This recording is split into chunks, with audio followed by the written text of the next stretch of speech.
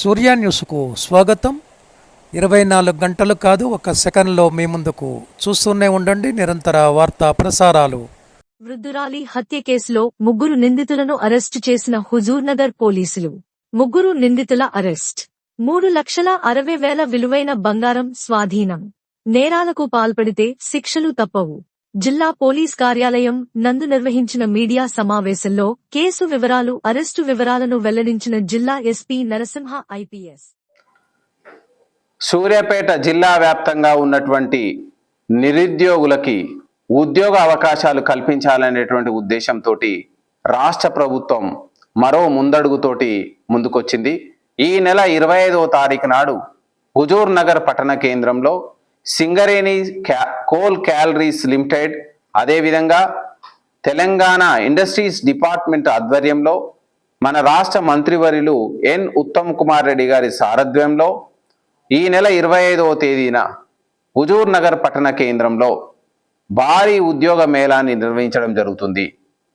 సూర్యాపేట జిల్లా వ్యాప్తంగా ఉన్నటువంటి యువతి యువకులు ఈ యొక్క అవకాశాన్ని సద్వినియోగం చేసుకోండి.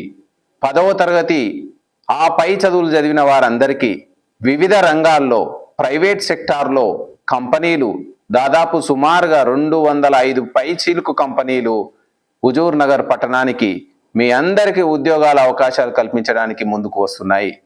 ఈ చక్కటి అవకాశాన్ని నిరుద్యోగ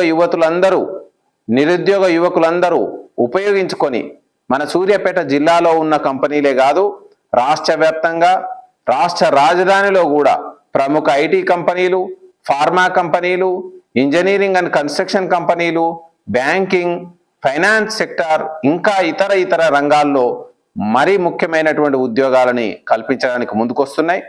మీరు ఆ రోజు ఉదయం పూటనే హుజూర్ నగర్కి చేరి మీరు ఈ యొక్క అవకాశాన్ని వినియోగించుకొని ఇంటర్వ్యూలు అటెండ్ అయి ఉద్యోగాలు పొందాలని పోలీస్ డిపార్ట్మెంట్ సూచిస్తుంది.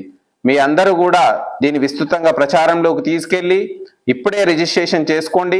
5 రెజ్యూములు తీసుకొని వెళ్ళి ఒక్కొక్క క్యాండిడేట్ 5 ఉద్యోగాలకి ఇంటర్వ్యూలు అటెండ్ కావడానికి ఈ అవకాశం ఇవ్వడం జరుగుతుంది.